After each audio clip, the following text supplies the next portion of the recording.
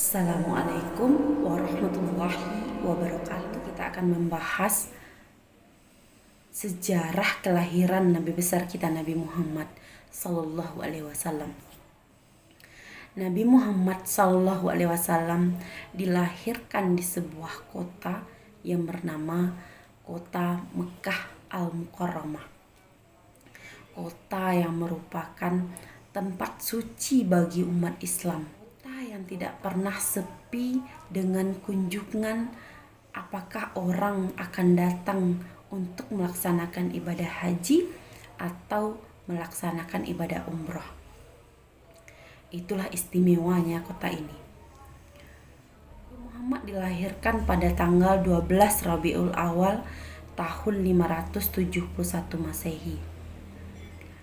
Tahun ini dikenal sebagai tahun gajah karena pernah terjadi sebuah peristiwa atau penyerangan tentara bergajah yang dipimpin oleh Raja Abrahah dari Yaman untuk menghancurkan Ka'bah. Makanya dikenal sebagai tahun gajah. Nabi Muhammad lahir sebagai seorang yatim karena ketika beliau masih dalam kandungan ibunya, beliau sudah ditinggal oleh ayahnya Abdullah bin Abdul Muthalib dan ibunya bernama Aminah. Kelahiran Nabi Muhammad itu disambut dengan sangat gembira sekali oleh kerabatnya, apalagi oleh kakek dan ibunya Aminah. Setelah mendengar kabar bahwa cucunya telah lahir, Abdul Muthalib, kakek Nabi Muhammad, langsung mendatangi rumah Aminah dan beliau menggendong cucunya tersebut dan membawanya ke depan Ka'bah. Di Ka'bah inilah Abdul Muthalib memberi nama cucunya tersebut dengan nama Muhammad, nama yang belum pernah dipakai oleh masyarakat Mekah. Nama ini berarti orang yang terpuji atau orang yang diagungkan. Itulah harapan dari Abdul Muthalib terhadap cucunya ini. Kebiasaan masyarakat Arab atau masyarakat Mekah, bayi yang baru lahir itu akan diserahkan asuhannya kepada wanita-wanita yang ada di pedalaman atau wanita-wanita Badui. Nabi Muhammad diasuh oleh seorang perempuan, seorang wanita yang bernama Halimah As-Sa'diyah. Beliau berasal dari keluarga Bani Sa'ad yang hidup dalam kesederhanaan. Tetapi dengan kedatangan Nabi Muhammad ke tengah-tengah keluarganya, kehidupan beliau berubah drastis dan hidup dengan serba berkecukupan. Itu adalah limpahan rezeki yang diterima oleh Halimah ketika beliau mengasuh Nabi Muhammad SAW. Pada umur 4 tahun pernah terjadi sebuah peristiwa yang dikenal dengan peristiwa pembelahan dada. Nabi Muhammad ketika sedang bermain dengan saudara-saudara sepesusuannya didatangi oleh 2 orang laki-laki berbaju putih yang kemudian membelah dadanya, membersihkan hatinya dan meletakkan kembali hatinya ke tempatnya semula. Dan berita tersebut diketahui oleh Halimah. Beliau merasa sangat cemas dengan peristiwa ini, sampai akhirnya Halimah memutuskan untuk mengembalikan Nabi Muhammad kepada ibunya Aminah.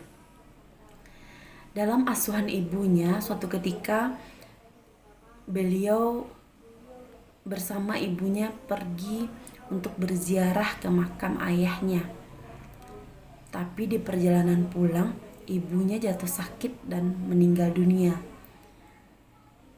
pada umur yang masih sangat belia, beliau sudah menjadi seorang yatim piatu. Setelah ibunya meninggal, kemudian hak asuh Nabi Muhammad SAW itu jatuh kepada kakeknya Abdul Muthalib. Abdul Muthalib mengasuh Nabi Muhammad dalam kurun waktu 2 tahun karena beliau juga dipanggil oleh Sang Pencipta. Setelah kematian Abdul Muthalib, hak asuh Nabi Muhammad SAW itu jatuh kepada pamannya Abu Thalib. Dan di dalam asuhan Abu Thalib inilah Nabi Muhammad banyak sekali belajar tentang cara bermasyarakat dan cara memimpin. Makanya beliau dikenal sebagai seorang Al-Amin, orang yang terpercaya. Nabi Muhammad juga diajak oleh pamannya untuk berdagang dengan kabilah dagangnya berangkat ke Syam atau Suriah. Di perjalanan, rombongan ini bertemu dengan seorang pendeta yang bernama Bukhairah.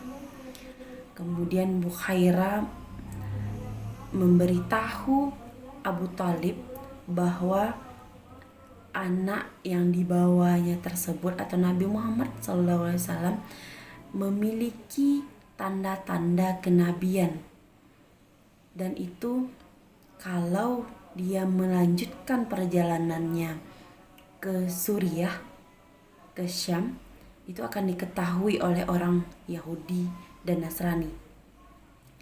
Dan sebaiknya, kata Bukhairah, anak tersebut dibawa kembali ke Mekah.